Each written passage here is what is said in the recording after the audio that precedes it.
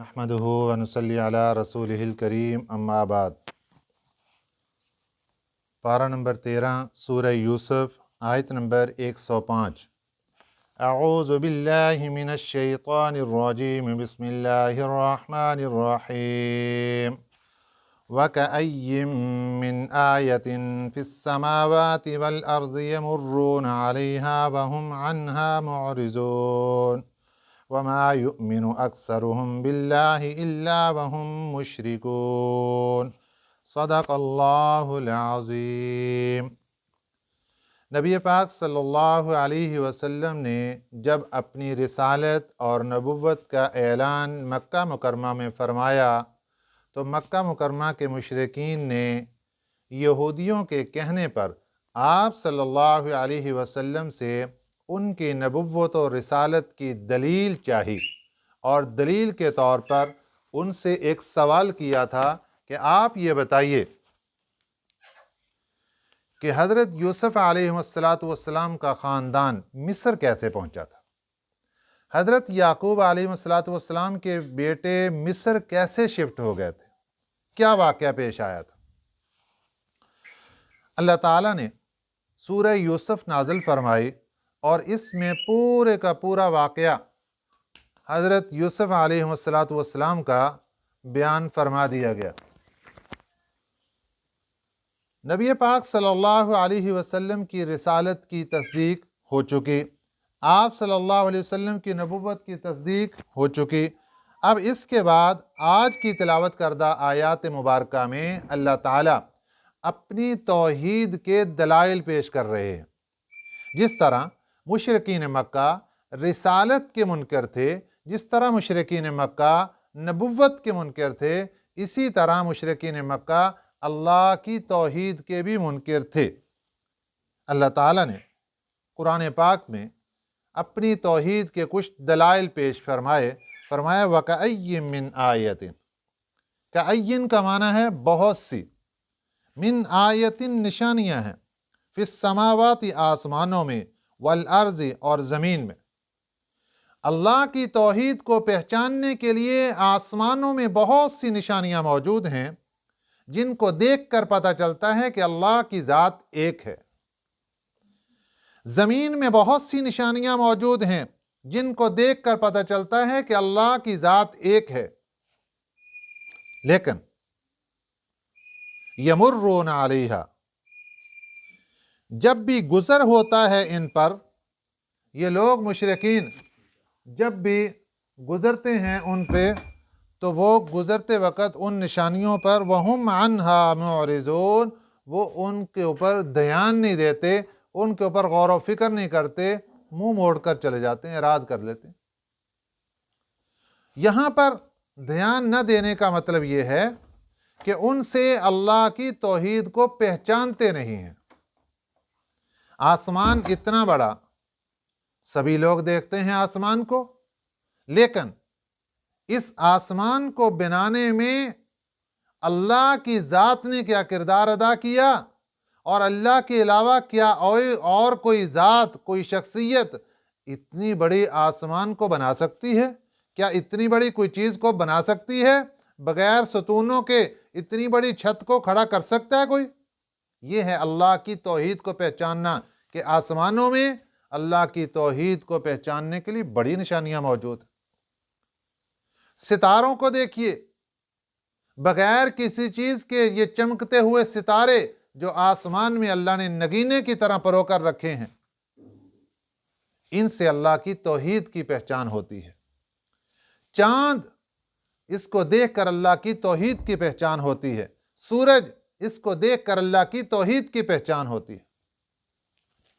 زمین پر بکھرے ہوئے اللہ کے کئی نظارے جو اللہ کی توحید کے دلائل ہیں، اللہ کی توحید کی دعوت دے رہے ہیں، یہ سب نشانیاں ہیں کہ اللہ کی ذات ایک ہے، لیکن یمرون علیہا، یہ لوگ گزر جاتے ہیں اس سے، وہم عنہا معرضون، اور اس کے اوپر دھیان بھی نہیں دیتے۔ گزر جانے سے مراد ساری زندگی گزر رہی ہے، دنوں کے دن گزر رہے ہیں، راتیں گزر رہی ہیں، مہینے گزر رہے ہیں، ہفتے گزر رہے ہیں، زندگی کے سالوں کے سال گزر رہے ہیں، لیکن یہ ان دلائل کے اوپر کبھی دھیان ہی نہیں دیتے کہ یہاں سے اللہ کی ذات کی پہچان ہو رہی ہے۔ بتاؤ تو صحیح کہ اللہ کے اتنے بڑے بڑے دلائل، اللہ کی اتنی بڑی بڑی نشانیاں، کیا کسی کے پاس طاقت و قوت ہے کہ کوئی ایسی چھوٹی سی نشانی بھی بنا کر دکھائے؟ اور اس کو ذکر کرنے کے بعد اللہ نے آگے کیا فرمایا؟ وَمَا يُؤْمِنُ أَكْثَرُهُمْ بِاللَّهِ إِلَّا وَهُمْ مُشْرِكُونَ۔ دنیا میں کچھ لوگ تو آپ کو ایسے نظر آئیں گے جو اسلام سے بالکل دور ہیں، وہ کفر کی حالت میں ہیں، مشرک بھی ہیں، کافر بھی ہیں، اور کچھ لوگ ایسے نظر آئیں گے کہ جو ایمان تو لاتے ہیں، مسلمان تو ہیں، کلمہ گو ہیں، قرآن پاک کو ماننے والے ہیں، نبی پاک صلی اللہ علیہ وسلم کی رسالت و نبوت کے منکر نہیں بلکہ عاشق ہیں، لیکن اس کے ساتھ ساتھ ان سے ایک کبیرہ گناہ سرزد ہوتا ہے، وہ شرک ہے۔ فرمایا وما یؤمنو، اور نہیں ایمان لاتے، اکثرہم، ان میں سے اکثر، باللہ، اللہ کی ذات پر، الا وہم مشرکون، مگر وہ شرک بھی کرتے ہیں۔ ایمان بھی ہے اللہ کی ذات پر اور ساتھ اس کے شرک بھی ہے۔ جس طرح آج لوگ مزاروں پر جاتے ہیں اور وہاں جا کر سجدہ کرنا، یہ اللہ کی ذات کے ساتھ شرک ہے۔ یہ ہاتھ اللہ نے اپنے سامنے اٹھانے کے لیے دیے، جب یہ دعا مانگنے کے لیے کسی اور کو پکارتے ہیں، یہ اللہ کی ذات کے ساتھ شرک ہے۔ یہ پیشانی اللہ نے اپنے سامنے جھکانے کے لیے دی، جب اس کو کسی اور کے سامنے جھکاتے ہیں تو یہ شرک ہے۔ یہ کمر اللہ نے اپنے سامنے جھکانے کے لیے دی، جس کو رکوع کی شکل کہتے ہیں، جب ہم کسی اور کے سامنے اس کمر کو جھکائیں گے، رکوع کریں گے تو یہ شرک بن جائے گا۔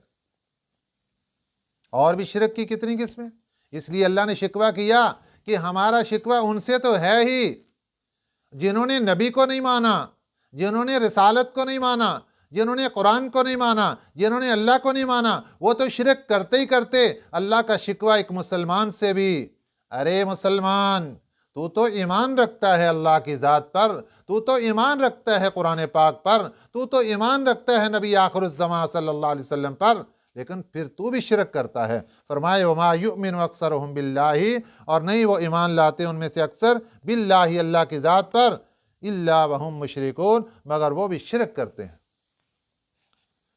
اور شرک کرنے والے چاہے وہ مسلمان ہو کر شرک کریں، چاہے وہ حالت کفر میں شرک کریں، دونوں ہی اللہ کے نزدیک بدترین قسم کے مجرم ہیں۔ شرک ایک ایسا جرم ہے جو ناقابل معافی ہے۔ جب تک انسان شرک کے اندر ڈوبا ہوا ہے، وہ انسان مجرم ہے، وہ انسان اللہ کے عذاب کو دعوت دے رہا ہے۔ سنیے ذرا اللہ تعالیٰ کے الفاظ کیا ہیں کہ یہ جو شرک کرنے والے، یہ سنیں، افامنو، کیا نہ ڈر ہو گئے یہ، ان یأتیہم غاشیۃ من عذاب اللہ، یہ کہ آئے گا، ان تأتیہم غاشیۃ من عذاب اللہ، یہ کہ آئے گا ان پر، غاشیۃ، ایک آفت، من عذاب اللہ، اللہ کے عذاب کی۔ یہ نہ ڈر ہو گئے کہ ان پر اللہ کے عذاب کی کوئی آفت ہی نہیں آئے گی۔ او تأتیہم الساعۃ، یا یہ کہ آئے گی ان پر الساعۃ، قیامت، بغتۃ، اچانک، وہم لا یشعرون، اور ان کو پتہ بھی نہیں چلے گا۔ یہ اس بات سے نہ ڈر ہو گئے کہ کبھی کوئی آفت ان کو آ کر پکڑ لے گی؟ کیا اس بات سے نہ ڈر ہو گئے کہ قیامت ان کو آ کر اچانک دبوچ لے گی اور ان کو پتہ بھی نہیں چلے گا؟ اتنے نہ ڈر اور اتنے بے باک ہو گئے کہ اللہ کی ذات کے ساتھ شریک کرنے ٹھہر گئے۔ قل، فرما دیجئے میرے پیارے پیغمبر صلی اللہ علیہ وسلم، ہذہ سبیلی، ایک ہے شرک کا راستہ، ایک ہے شرک سے پاکیزہ توحید اور رسالت کا راستہ۔ اللہ نے فرمایا میرے پیارے پیغمبر صلی اللہ علیہ وسلم، یہ جو آپ کا راستہ توحید والا ہے، مسلمانوں کو بتا دیجئے، غیر مسلموں کو بتا دیجئے۔ قل، فرما دیجئے، ہذہ سبیلی، یہ میرا راستہ ہے، ادعو الی اللہ، میں پکارتا ہوں، میں بلاتا ہوں اللہ کی طرف، علی بصیرۃ، سوچ سمجھ کر، मैं जिस तौहीद पर कायम हूँ, मेरे पाँव रेत पर नहीं पत्थर पर हैं, पत्थर पर से भी सख्त, पत्थर की चट्टान पर हैं, लोहे पर हैं, सख्त तरीन जगह पर दलाइल की रोशनी में मेरे पाँव हैं। वअला वजहिल बसीरत में ये बात कहता हूँ कि तौहीद ही असल रास्ता है बचने का। इसलिए फरमाया कुल, ऐ मेरे प्यारे पैगंबर आप ऐलान कीजिए, हाज़िही सबीली, ये मेरा रास्ता है, अदऊ इलल्लाह, मैं बुलाता हूँ अल्लाह की तरफ, अला बसीरतिन, सोच समझ कर, अला वजहिल बसीरत बुलाता हूँ, अना, मैं भी बुलाता हूँ, व मन इत्तबानी, और वो लोग जो मेरी पैरवी करेंगे वो भी बुलाएंगे। इसमें सहाबा इकराम रज़ियल्लाहु अलैहिम अजमाइन आ गए जो तौहीद की तरफ लोगों को बुलाते थे, और क़यामत तक आने वाले वो सभी लोग आ गए जो लोगों को अल्लाह की ज़ात की तरफ बुलाएं। प्यारे पैगंबर सल्लल्लाहु अलैहि वसल्लम ने फरमाया ये सब मेरा रास्ता है। व सुबहान अल्लाह, अल्लाह की ज़ात तो पाक है, वमा अना मिनल मुशरिकीन, मैं मुशरिक नहीं हूँ, मैं शिरक करने वाला नहीं हूँ। अब अल्लाह ने आगे अपने पैगंबर सल्लल्लाहु अलैहि वसल्लम को तसल्ली दी, क्योंकि आप सल्लल्लाहु अलैहि वसल्लम पर इल्ज़ाम ये लगाते थे मुशरिकीन मक्का कि जनाब आप एक बशर और एक इंसान और एक मर्द होकर आप नबी रसूल बन गए, नबी तो फरिश्ता होना चाहिए था।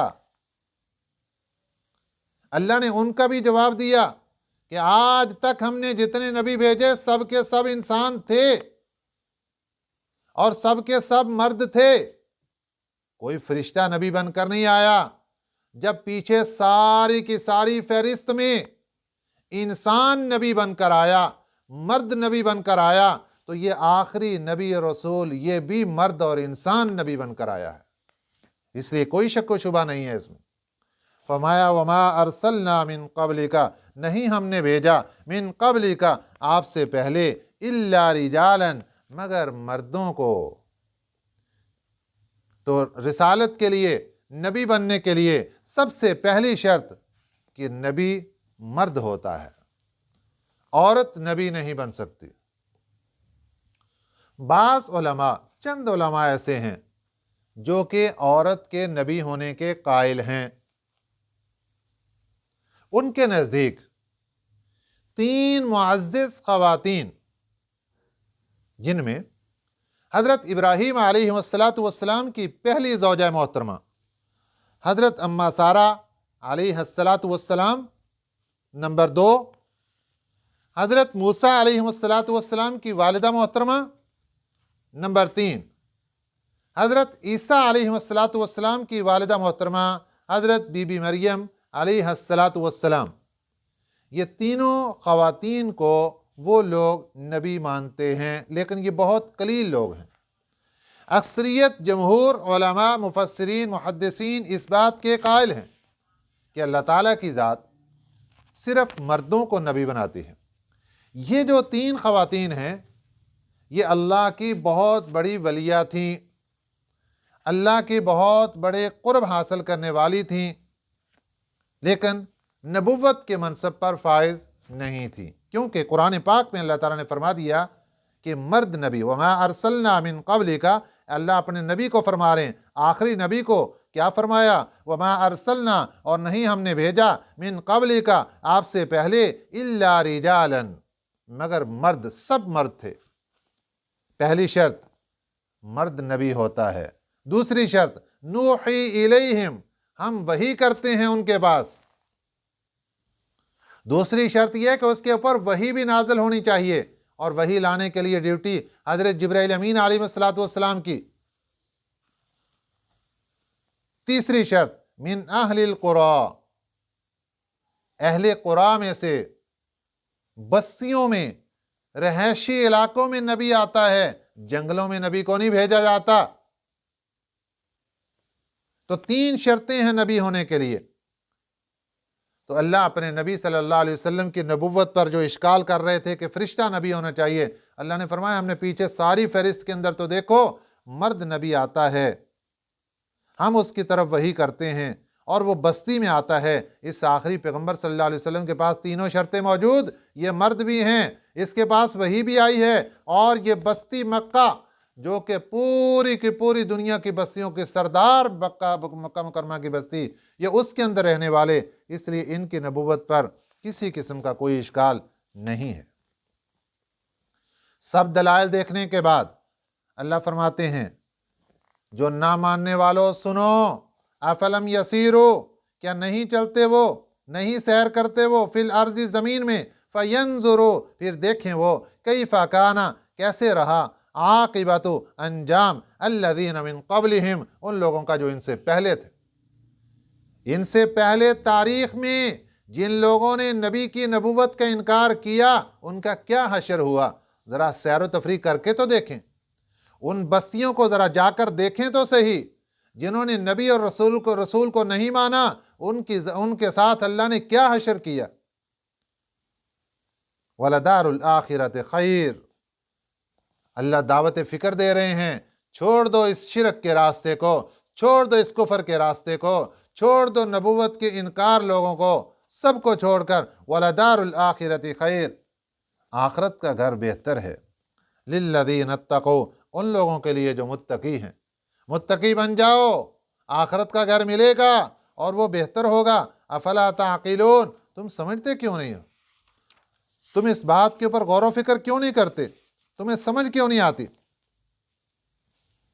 اب ایک سوال پیدا ہوا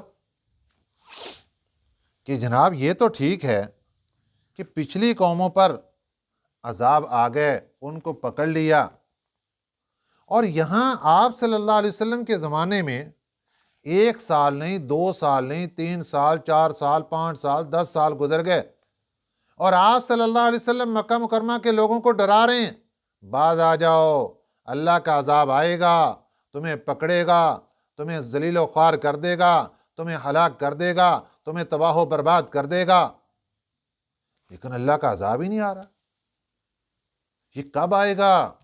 یہاں تک کہ وہ مشرکین مکہ خود یہ بات کہنے لگے کہ اگر ہم حق پر نہیں، یہ لوگ مسلمان حق پر ہیں، تو آسمان سے پتھروں کی ہمارے اوپر بارش برسا دے اے اللہ، لیکن پھر بھی بارش نہیں برسی۔ یہ اشکال پیدا ہوا کہ پھر اگر یہ جھوٹے ہیں تو ان کی پکڑ کیوں نہیں آتی؟ آج کے زمانے میں بھی لوگ سر پکڑ کے بیٹھ جاتے ہیں کہ اگر یہ جھوٹے ہیں تو ان کو پکڑ کیوں نہیں آتی؟ اللہ تعالیٰ نے ہر چیز کا ایک وقت مقرر کیا ہے، اور وہ وقت مقررہ اللہ کے علم میں ہے اور کسی کے علم میں نہیں۔ جو پچھلے انبیاء علیہ السلام کی فہرست ہے، اس میں انبیاء علیہ السلام دعوت دیتے رہے، لوگوں کو ڈراتے رہے، اور ایک گمان کے مطابق اجتہادی طور پر نبی اعلان فرما دیتے کہ فلاں وقت تمہارے اوپر عذاب آ جانا ہے، بس کرو، اور وہ وقت بھی آ جاتا، پھر بھی عذاب نہیں آتا۔ نبی کے اجتہاد، نبی کا فیصلہ، اب اصل وقت تو اللہ کی ذات کو معلوم ہے، جیسے کہ ہمارے پیارے پیغمبر صلی اللہ علیہ وسلم خواب دیکھتے ہیں، مدینہ طیبہ میں آپ صلی اللہ علیہ وسلم تشریف لے آئے، 6 سال ہو گئے، مکہ چھوڑا ہوا، بیت اللہ کی زیارت کی ہوئی 6 سال ہو گئے، مسلمانوں کے دل میں تڑپ، میرے پیارے پیغمبر صلی اللہ علیہ وسلم بیت اللہ کی تڑپ لے کر بیٹھے ہیں، بار بار دل کے اندر خیالات آ رہے ہیں، عشق سوار ہو رہا ہے بیت اللہ کا کہ کب یہ آنکھیں دیکھیں گی، بیت اللہ کا دیدار کریں گی۔ نبی پاک صلی اللہ علیہ وسلم ایک رات خواب دیکھتے ہیں، صبح نماز فجر کے بعد صحابہ کرام رضوان اللہ علیہ مجمعین کو خواب سنایا، اے میرے صحابہ، میں نے خواب دیکھا، تم سب میرے ساتھ ہو، ہم بیت اللہ کا طواف کر رہے ہیں۔ سبحان اللہ، صحابہ اکرام کا عشق اور زیادہ بڑک اٹھا، اور انہوں نے آپ صلی اللہ علیہ وسلم سے درخواست کر دی، اے اللہ کے رسول، جب خواب دیکھ ہی لیا، نبی کا خواب سچا، تیاری کیجئے، اب ہم چلتے ہیں اور جا کر بیت اللہ کا طواف کرتے ہیں، اس کا دیدار کر کے اپنی آنکھوں کو ٹھنڈا کرتے ہیں۔ آپ صلی اللہ علیہ وسلم چلے، حدیبیہ کے مقام پر ان کو روک لیا گیا۔ آپ صلی اللہ علیہ وسلم کا یہ خواب سن 8 ہجری کو جا کر پورا ہوا کہ جب فتح مکہ ہوا، اور 7 ہجری کو پھر آپ صلی اللہ علیہ وسلم نے یہ جو عمرے کی قضا تھی اس کو پورا کیا۔ تو اب مختصر بات کیا رہی کہ आप सल्लल्लाहु अलैहि वसल्लम ने एक इज्तिहादी तौर पर फैसला किया कि शायद ये इस वक्त मुमकिन हो, लेकिन उसका असल वक्त अल्लाह को मालूम था।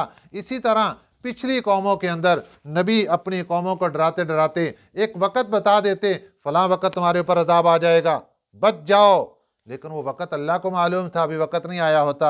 इसलिए अल्लाह ने फरमाया हत्ता इदस्तई असर रसुलो, यहाँ तक कि ना उम्मीद हो गए रसूल लोग, वज़न्नु अन्नहुम, और गुमान किया उन्होंने कि कद कुज़िबो, कि उनको जुटला दिया गया। जाअहुम नसरुना, फिर आ गई हमारी मदद।